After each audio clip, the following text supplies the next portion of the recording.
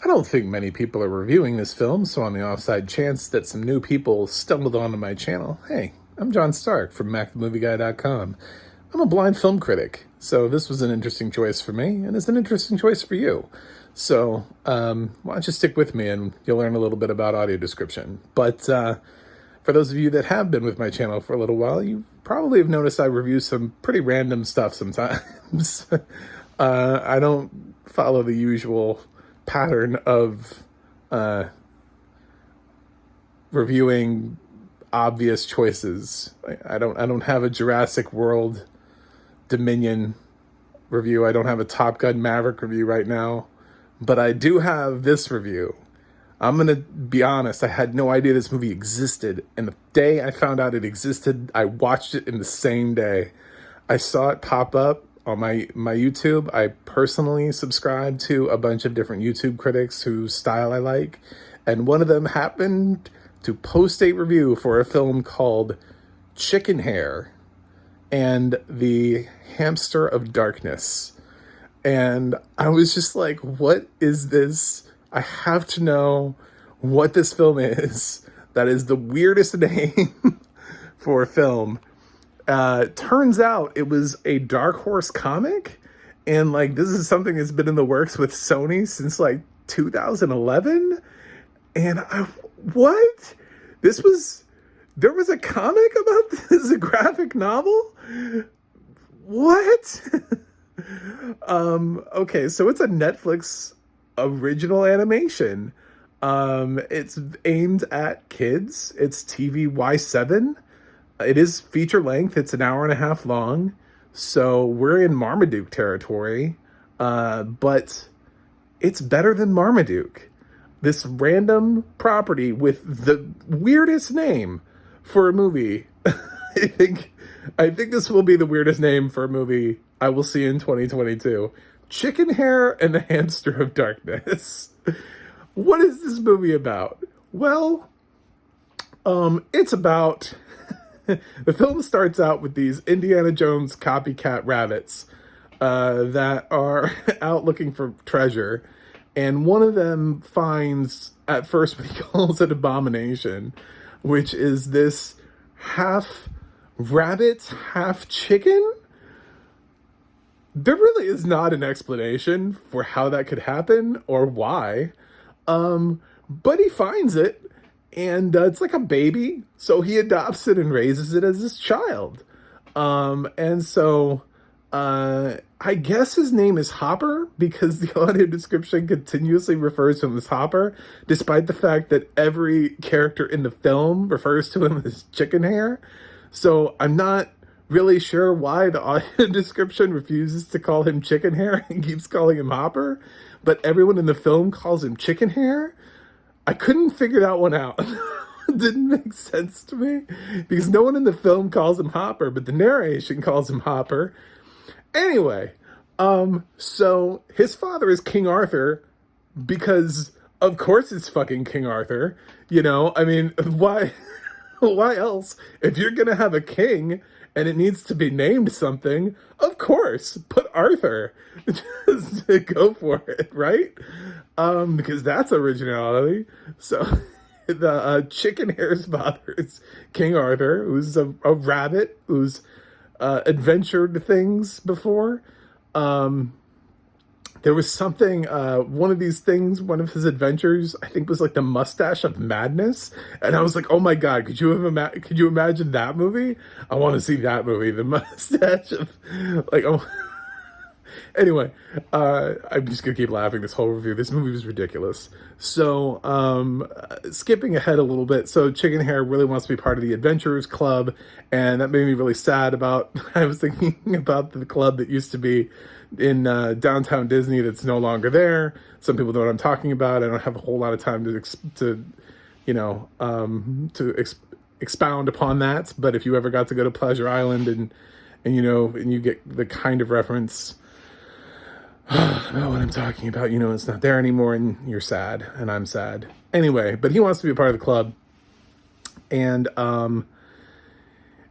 he does his little like audition thing, and it doesn't go well, so he can't be a part of the club, and you can only try out for the club once. And even though his dad's a king, he's like, I can't make an exception for you. So he's like trying desperately to find a way to fit in because he knows he doesn't fit in. He feels like a freak because he's like half chicken, half hare. And I totally agree with you. Since the film never explains how you happen, I I would agree too. It's bizarre. There are no other like half creatures in this film. So chicken hare wants to try to find a way to fit in. So he's gonna go after this lost treasure that his dad was unable to find, and his dad's brother, who we saw in the opening, he's now in prison for trying to overthrow his dad's government. We just skipped ahead a lot. Don't worry, the film actually skips ahead a lot. It's not me. And he needs this book, and they're going to go on an adventure, and he has a turtle sidekick. And later on, he gets a skunk sidekick, Meg. That is also his guide. So that's trying not to spoil like the entire thing. There's just shenanigans after shenanigans in this film. This film is silly and really doesn't strive to make sense, but it's actually not totally immature. It's not aiming for the lowest common denominator. It does, of course, have some skunk jokes. She does release her skunk gas twice, but it's not nearly like Marmaduke shitting into that trophy. Like that was like to put that into he has like massive diarrhea, and it's like this toxic thing that like spreads we don't need that in a TVY7 kids film. There's nothing that comes even remotely close to the crap that Marmaduke actually expected parents and kids to have to sit through. This is actually pretty tolerable. For all of the stuff I've made fun of, it's ridiculous, but it's tolerable. It was obviously made by a foreign animation house. No, I don't know what country this is from. It even says Sony Pictures International. So, and it cites an animation house that's clearly in a foreign language. It's maybe French. It sounded French to me. I didn't care enough to do enough research. I've already talked far more today about Chicken Hare and the Hamster of Darkness than I ever thought I possibly would. But so problems with the film are that not all voice casts are created equal. This film went extremely low budget, which is probably a smart thing, and it picked out just random people, random voice talents, nobody who you would know. They didn't even bother to get a Pete Davidson into this film. There's nobody. I can't say any of these names, and you'll be like, oh, I know that person. There's nobody in this film. These are all just random voice actors. Not to besmirch their reputations, I'm sure they're great.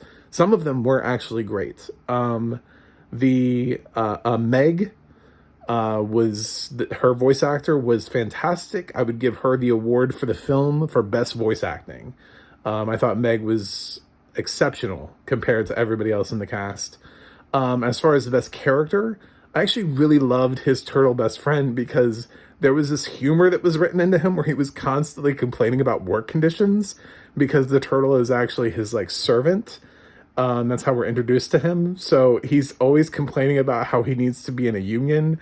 And later on, he's asked to do something and he's like, okay, but I want every other Thursday off.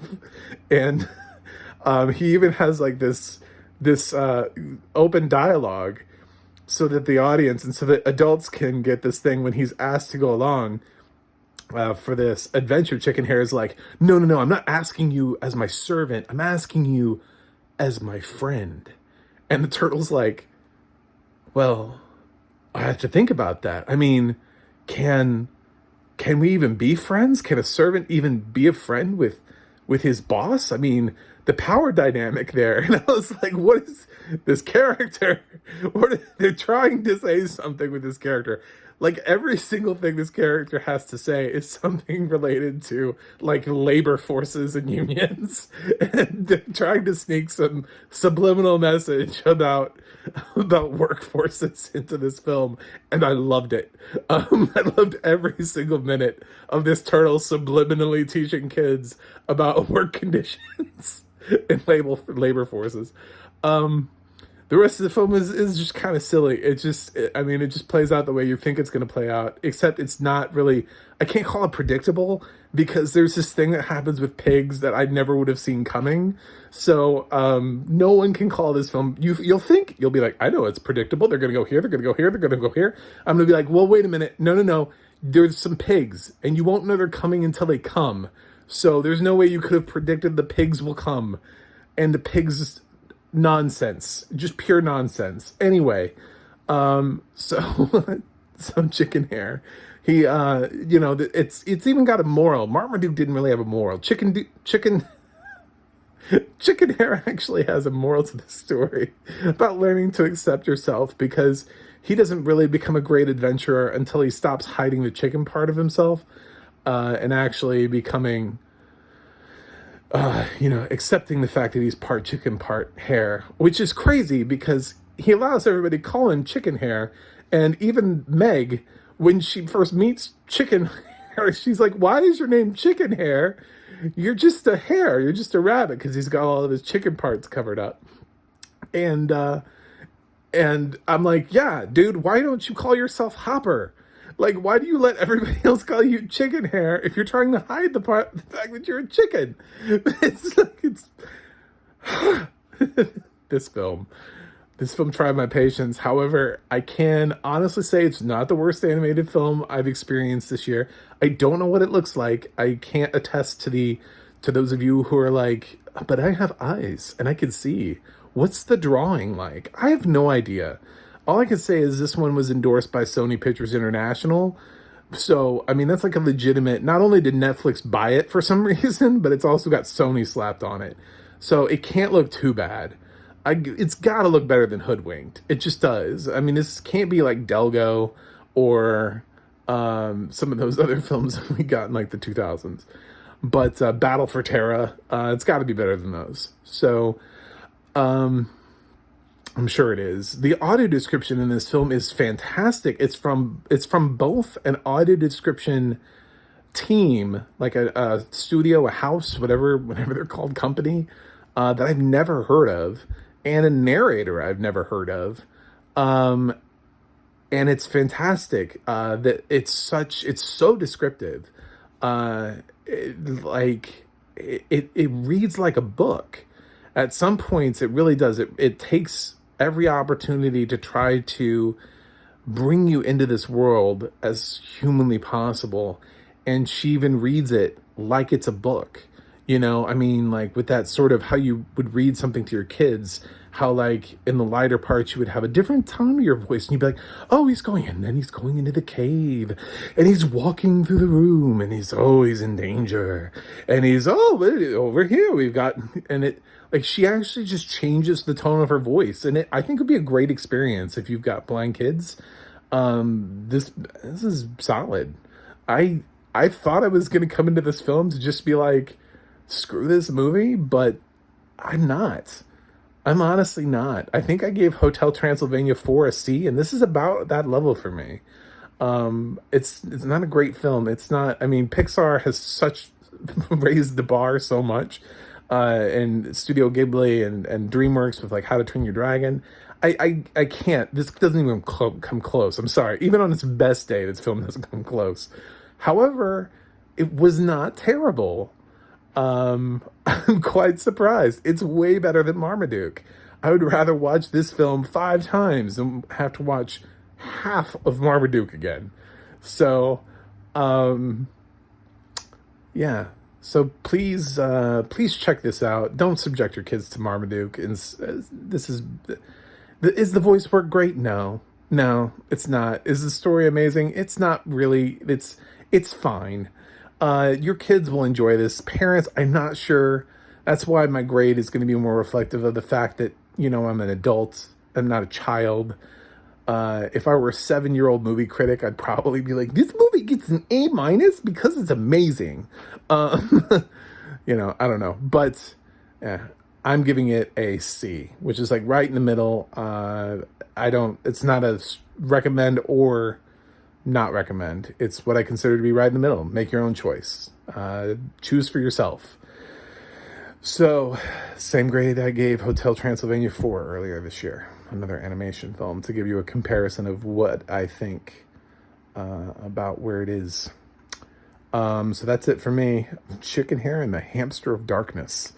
Yeah. Wow, that's a movie. It was based on a Dark Horse graphic novel. I'm never going to get over that.